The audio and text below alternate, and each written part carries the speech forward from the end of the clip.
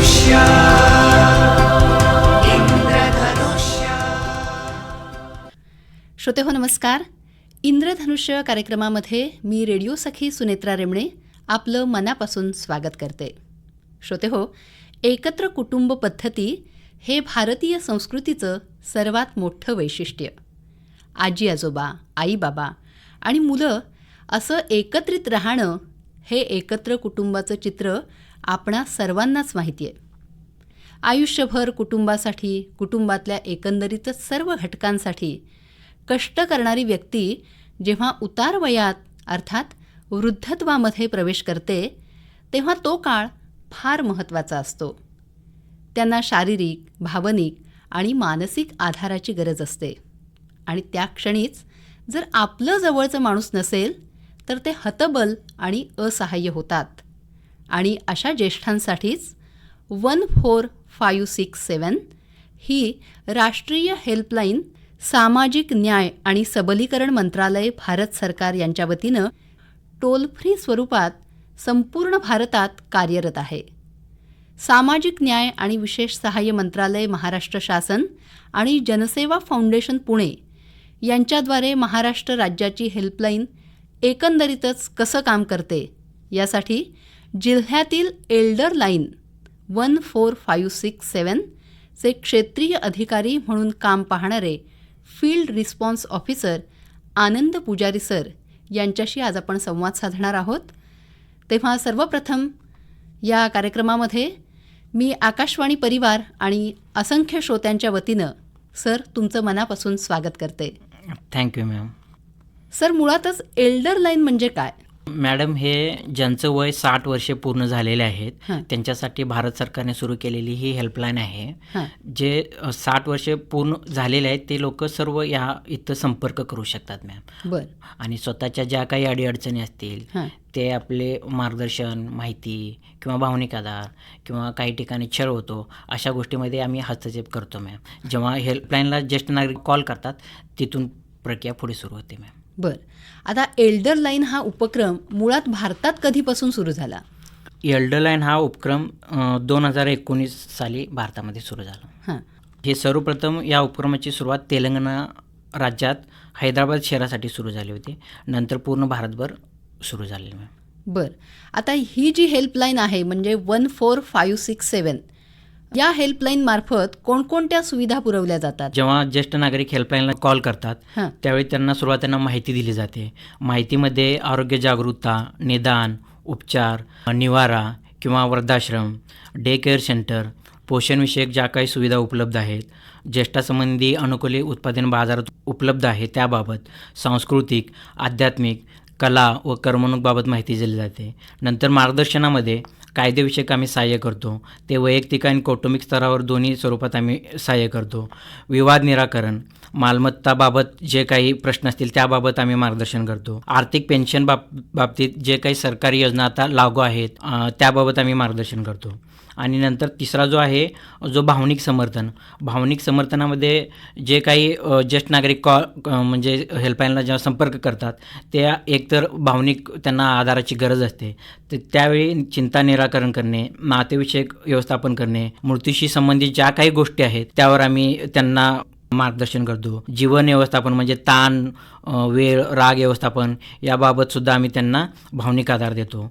नंतर जो आहे क्षेत्रीय पातळीवर मदत, जे बेघर आहेत, जे घरातून त्यांना ज्येष्ठ नागरिकांना बाहेरच काढलेलं आहे अशांना पहिल्यांदा त्यांच्या घरी रियुनाईट करण्यासाठी प्रयत्न करतो. समजा एखादा ज्येष्ठ नागरिक घरी जाण्यास इच्छुकच नाही तर त्यांना आम्ही शेवटचा पर्याय म्हणून आम्ही त्यांना वृद्धाश्रमामध्ये सोय करण्याचा प्रयत्न करतो. नंतर त्यांचं तिथं इस्टॅब्लिश करण्यासाठी नंतर आम्ही त्यांचं फॉलोअपसुद्धा घेतो. साधारण 1 महिनाभर नंतरसुद्धा आमचं फॉलोअप ज्येष्ठ नागरिकासाठी राहतं मॅम.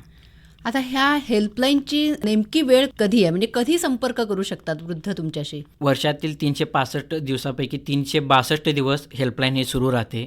सकाळी 8 ते संध्याकाळी 8पर्यंत सिनियर सिटीजन यावर संपर्क करू शकतात. समजा संध्याकाळी 8 नंतर एखादा ज्येष्ठ नागरिक जेव्हा संपर्क करतात ते कॉल त्यांना सकाळी पुन्हा हेल्पलाईन मार्फत केले जातात. म्हणजे प्रत्येक ईच अँड एव्हरी कॉल घेतलं जातं मॅम. बरं, म्हणजे जर 8 नंतर एखाद्या वृद्धाला समस्या उद्भवली तर तुम्ही दुसऱ्या दिवशी सकाळी त्या वृद्धाची जी काही समस्या आहे ती नक्की जाणून घेता? हो मॅम. आता सरकारच्या अशा कोणत्या योजना आहेत की ज्या योजनांचा लाभ ज्येष्ठांना मिळू शकतो? ज्येष्ठ नागरिकांसाठी कल्याणासाठी शासकीय योजनांचा लाभ व कार्यक्रमाची माहिती ज्येष्ठांना पुरवली जाते. केंद्र व राज्य शासनाच्या सर्व योजनांची माहिती ज्येष्ठ नागरिकांना उपलब्ध करून देण्याचा प्रयत्न हेल्पलाईनमार्फत केला जाते मॅम. आता ह्या एल्डर लाईनची जी सुरुवात आहे ती भारतामध्ये कधी झाली ते तुम्ही सांगितलंत, पण याची सुरुवात महाराष्ट्रात कधी झाली? मॅडम, ह्या हेल्पलाईनची सुरुवात महाराष्ट्रामध्ये 1 ऑगस्ट 2021 रोजी सुरू झाली मॅम. तत्कालीन उपराष्ट्रपती माननीय श्री व्यंकय्या नायडू यांच्या हस्ते 1 ऑक्टोबर 2021 रोजी दिल्ली येथे एल्डर लाईन जे आहे राष्ट्रास अर्पण करण्यात आली. आता ही सुविधा कशी आहे नेमकी? हे एल्डर लाईन 14567 ही सर्व सेवा 100% विनामूल्य आहे. कुठेही एकही रुपया आकारला जात नाही. सर्व सेवा नंतर जे केसेस सुरू झाल्यानंतरसुद्धा सर्व सेवा मोफत आहेत. हां, पण आता मला सांगा की एखाद्या वृद्धानं तुम्हाला कॉल केला आणि त्यानंतर त्याचा प्रॉब्लेम आहे तो तुमच्यापर्यंत कळलेला आहे, तर मग तुम्ही फॉलोअप कसा घेता? जेव्हा ज्येष्ठ नागरिक हेल्पलाईनला कॉल करतात तेव्हा आम्ही त्यांचा नेमका प्रश्न काय हे समजून घेण्याचा प्रयत्न करतो. एकदा प्रश्न समजला की हे छळ या प्रकारात येतं किंवा रेस्क्यू प्रकारात येतं का. समजा छळ असेल तर आम्ही छळ या प्रकारात त्याचं केस आम्ही रजिस्टर करून घेतो.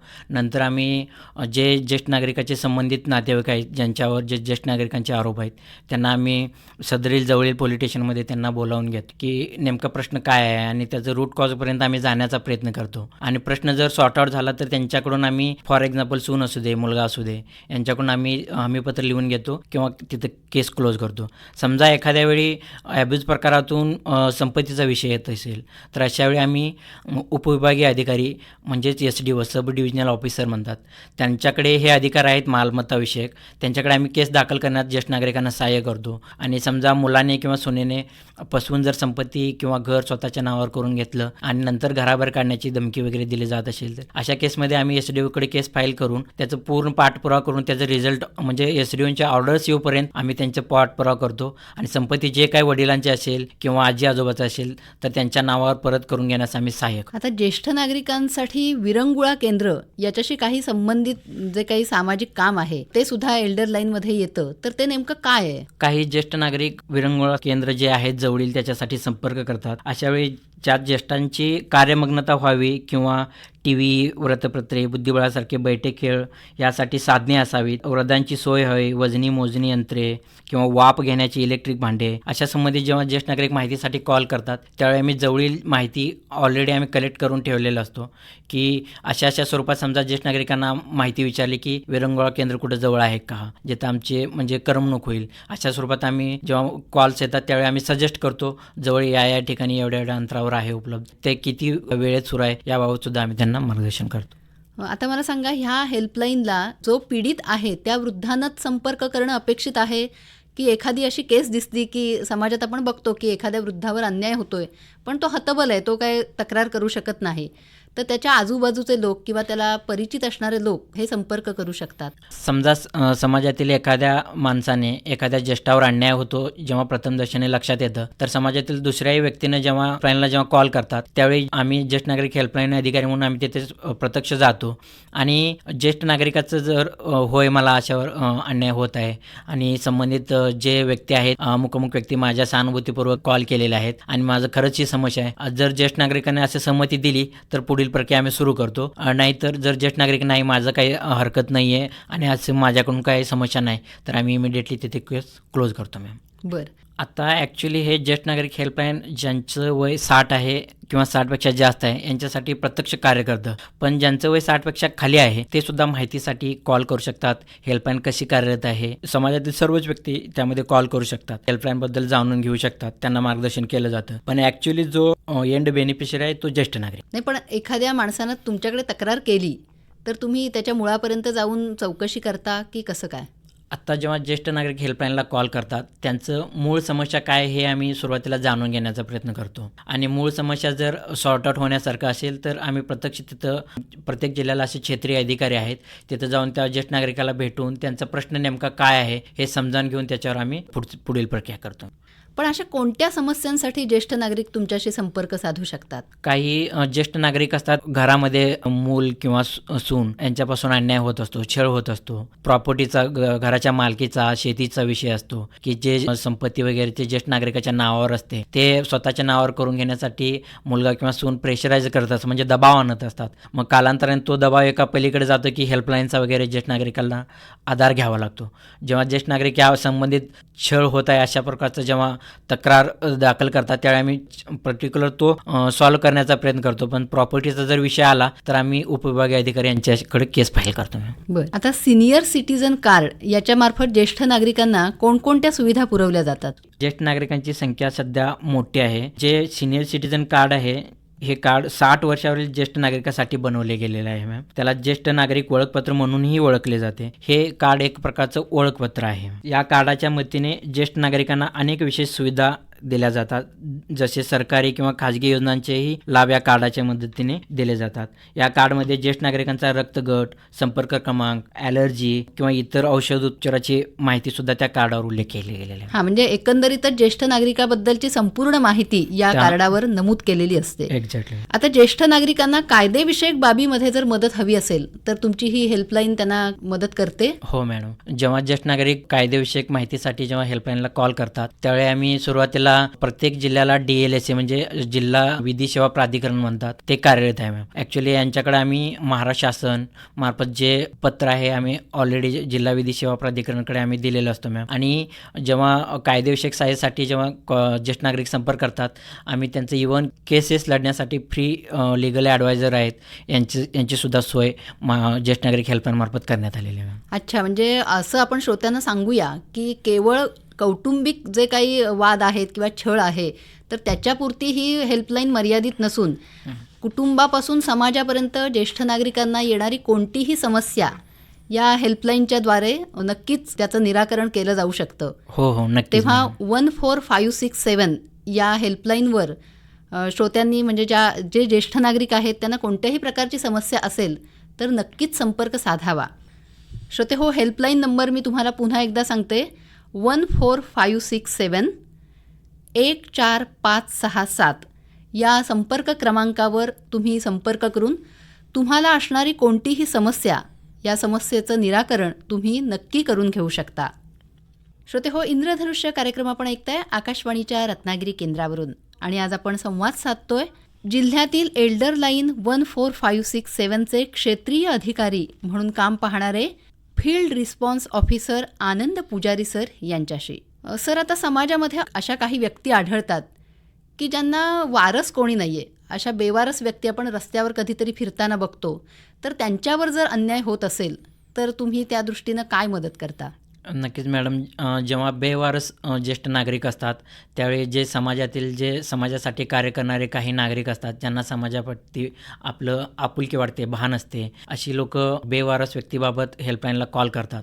त्यावेळी आम्ही प्रत्यक्ष त्या ठिकाणी जातो, त्या ज्येष्ठ नागरिकांना भेटतो आणि ज्यांनी कॉल केला त्यांच्याशी सुद्धा आम्ही चर्चा करतो आणि किती दिवसापासून सद्यस्थिती जाणून घेण्याचा प्रयत्न करतो. आणि ज्येष्ठ नागरिकाचं त्यांना जेव्हा आपण बोलतो त्यांचं जर या प्रोसेसला की बेवारस आहेत, घरी जाण्यास इच्छुक नाहीत, पहिल्यांदा आम्ही त्यांचं डॉक्युमेंट पाहतो, त्यांचं ओळख पटवण्याचा प्रयत्न करतो आणि समजा ते घरी जाण्याची इच्छुक आहेत तर आम्ही त्या ठिकाणी कॉन्टॅक्ट करण्याचा प्रयत्न करतो, पोलिसांचं मदत घेतो आणि त्या व्यक्तीला घरी पोहोचवण्याचा व्यवस्थित प्रयत्न करतो. समजा इन केस ते घरी जाण्यासाठी नकार दिले तर आम्ही त्यांना बेवारस जे ज्येष्ठ नागरिक आहेत जवळील वृद्धाश्रमामध्ये त्यांची सोय करतो. नंतर त्यांना तिथं सोय केल्यानंतर त्यांचे पहिल्यांदा 7व्या दिवसाला, नंतर 15व्या दिवसाला, नंतर 45व्या दिवशी आम्ही त्यांचं पाठपुरावा करतो मॅडम. बरं सर, अशी एखादी केस सांगता येईल का की जी अनोळखी होती पण त्याचा तुम्ही शोध घेतलात आणि पुन्हा त्यांना कुटुंबापर्यंत नेऊन सोडलं? रिसेंटली मॅडम जर सांगायचं झालं की आता आंध्र प्रदेशचं एक उदाहरण आहे की ज्येष्ठ नागरिक होते, सुमारे 20 ते 22 वर्षे ते घराबाहेर फिरत होते आणि त्यांना जेव्हा समाजातील एका नागरिकाने जेव्हा कॉल केलं की असं व्यक्ती आहे तर हेल्पलाईन त्यांचा पाठपुरावा करण्याचा प्रयत्न केला. त्यांच्या बोलताना वर्डिंगमध्ये गुजराती वर्ड यायचा, म्हणजे गुजराती शब्द यायचा. त्या शब्दाच्या आधारे जसं महाराष्ट्रामध्ये हेल्पलाईन कार्यरत आहे तसं गुजरातला सुद्धा स्वतंत्र यंत्रणा अशी हेल्पलाईन कार्यरत आहे. तिथील आम्ही हेल्पलाईनशी संपर्क केला आणि त्या हेल्पलाईनमार्फत त्या गुजराती शब्दावरून त्यांना परत गुजराती बोलून त्यांना सुमारे 22 वर्षांनी त्यांना घरी रियुनाईट केलं गेलं. अरे वा, म्हणजे खूपच सुंदर तुम्ही कार्य केलेलं आहे की पुन्हा एकदा त्या वृद्धांना आपलं घर मिळालं, आपल्या मायेची माणसं मिळाली. आता जर सिंधुदुर्ग मधील जर उदाहरण द्यायचं झालं मॅम, रिसेंटली एक केस आलेली. एक ज्येष्ठ नागरिक महिला होत्या, सुमारे 20 दिवस ते घराबाहेर फिरत होते. 20 दिवसानंतर एका पत्रकाराला ते दुसऱ्याच्या घरात धुणीभांडी करताना, हॉटेलमध्ये धुणीभांडी करताना पाहिलं. तर आपुलकीने विचारपूस केला असता की स्वतःच्या मुलांनी घराबाहेर काढले असं त्यांनी तक्रार सांगितली. त्यावेळी त्या पत्रकाराने यांचा कॉल ज्येष्ठ नागरिक हेल्पलाईनला जोडून दिला. तर आम्ही त्यांच्यावर काम करू लागलो आणि सुमारे 22 दिवसांना आम्ही त्यांना घरी परत रियुनाईट केले. श्रोते हो, मी या माध्यमातून तुम्हाला पुन्हा एकदा आवर्जून सांगेन, जर अशा व्यक्ती तुम्हाला समाजामध्ये कुठे दिसल्या की ज्यांना आधार नाहीये, तर तुम्ही नक्की 14567 या हेल्पलाईनवर संपर्क करू शकता की ज्याद्वारे या अशा व्यक्तींना पुन्हा एकदा स्वतःच्या मायेची माणसं मिळतील आणि पुन्हा ते समाजामध्ये छान पद्धतीने जगू शकतील. सर, रत्नागिरी आणि सिंधुदुर्ग जिल्ह्यासाठी तुम्ही कार्य करताय, तर या दोन्ही जिल्ह्यांमध्ये असे काही तुम्हाला अनुभव आलेत का? काही तक्रारी तुमच्यापर्यंत आल्यात का? म्हणजे 14567 वर कॉल आलेत तुम्हाला? हो मॅम, मला एखादं उदाहरण द्यायला आवडेल की सध्या एक केस सुरू आहे की स्वतः शासकीय सेवेत अधिकारी आहेत आणि स्वतःच्या आईला घराचा उपभोग घेऊ देत नाहीत.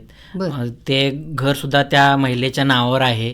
मग आता सध्या ते केस सुरू आहे मॅडम. सर, 14567 ही जी हेल्पलाईन आहे, त्या हेल्पलाईनवर दिवसभरात साधारण किती कॉल येतात? हा आकडा साधारण महिनाभरात जर सांगायचा गेला तर 100 ते 150 कॉल्स रत्नागिरी आणि सिंधुदुर्ग जिल्ह्यातून हेल्पलाईनला 14567ला जातात मॅडम. बापरे, म्हणजे इतक्या लोकांना समस्या आहेत, ते लोक आपल्याशी संपर्क साधतात.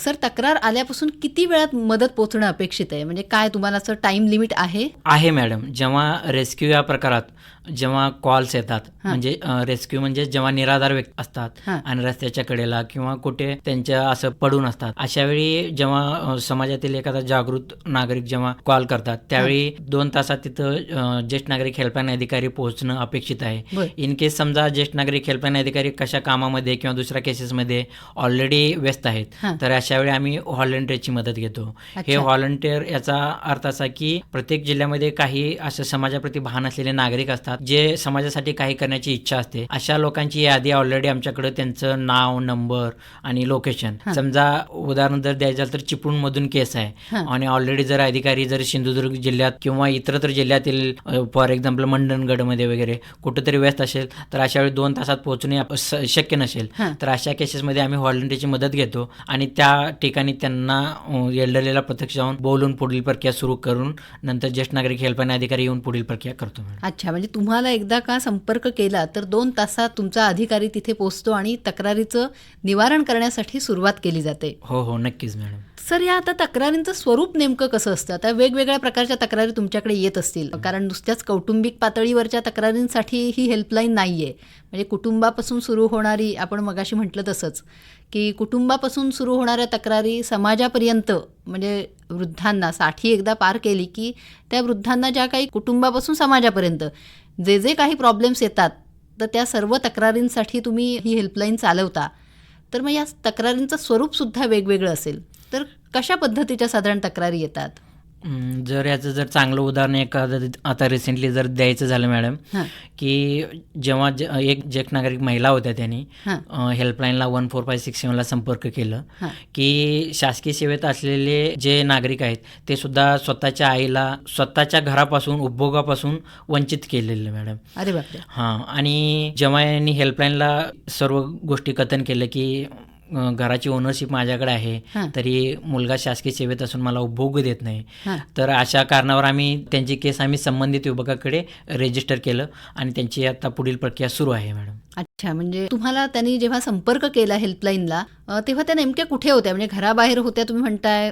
त्यांनी जेव्हा हेल्पलाईनला संपर्क केला त्यावेळी ते एका भाड्याच्या घरामध्ये राहत आहेत मॅडम. अजून सुद्धा ते भाड्याच्या घरामध्येच राहत आहेत, पण स्वतःच्या घराची ओनरशिप असून सुद्धा त्यामध्ये जाण्यासाठी त्यांची धडपड सुरू आहे. अरे बापरे, म्हणजे ओनरशिप असून सुद्धा त्याचा उपभोग घेता येत नाहीये. हो मॅडम. आता ह्या ज्येष्ठ नागरिकांना तुम्ही खूप मदत करताय 14567 या तुमच्या हेल्पलाईनद्वारे, पण आता एकंदरीतच समाजाचं प्रबोधन होणं अपेक्षित आहे, तर तुम्ही त्यासाठी काय वेगळे प्रयत्न करताय का? हो मॅडम. आता 1456च्या प्रसिद्धीसाठी शासकीय काही नियमावलीसुद्धा आलेल्या आहेत. हां. आम्ही वेगवेगळ्या ठिकाणी कम्युनिटी मिटिंग घेतो. कम्युनिटी मिटिंग याचा अर्थ असं जिथं पब्लिक गोळा होतोय किंवा शासनाचे काही कार्यक्रमासाठी मोठा मॉब गोळा होतो. हां. अशा कार्यक्रमामध्ये जाऊन आम्ही स्वतः हेल्पलाईनचे बॅनर्स वगैरे लावून आम्ही प्रसिद्धी देण्याचा प्रयत्न करतो. हां. आता रत्नागिरी जिल्हाधिकारी कार्यालयाकडून सुद्धा याबाबत पूर्ण नियमावली प्रसिद्ध झालेली आहे आणि हेल्पलाईनला संबंधित विभाग जे आहेत हे जे ज्येष्ठ नागरिकाच्या संबंधित आहेत तसं मान्य जिल्हाधिकारी साहेबांनी तसं सूचना सुद्धा प्रसिद्ध केलेल्या आहे. तसं संपूर्ण यंत्रणेकडे आता ज्येष्ठ नागरिक हेल्पलाईन संबंधित आदेश वगैरे आहेत.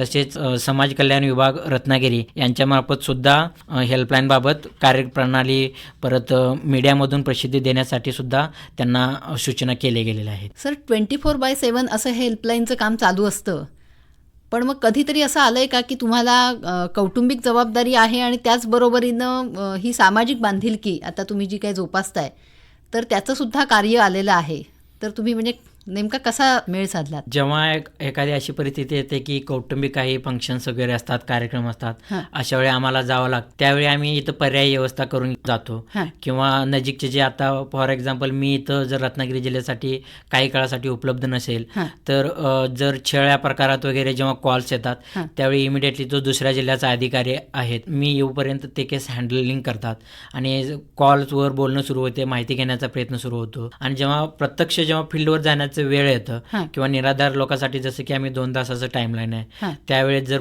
पोहोचणं अपेक्षित असेल अशा केसेसमध्ये आम्ही प्रत्येक जिल्ह्याला आमचे व्हॉलंटियर्स असतात त्यांची मदत घेतो आणि ती प्रक्रिया सुरू करतो मॅडम. अच्छा. आणि नंतर येऊन अधिकारी जॉईन करून पुढील प्रक्रिया करतात. हां, म्हणजे जर एखाद दिवस तुम्ही उपलब्ध नसाल तर ज्या काही लोकांच्या तक्रारी आहेत त्या थांबत नाहीत, तर त्यांचं निराकरण केलं जातं. हो मॅडम. सर पुनर्वसनासाठी आपल्या रत्नागिरी जिल्ह्यामध्ये काही व्यवस्था आहे का? आता रत्नागिरी जिल्ह्यामध्ये maintenance and welfare of senior citizen act म्हणजे जो चरितार्थ अधिनियम जो केंद्र सरकारचा 2007चा अधिनियम आहे त्या अधिनियमात अशी तरतूद आहे की प्रत्येक जिल्ह्याला 150 क्षमतेचं कपॅसिटीचं बेड उपलब्ध असलं पाहिजे.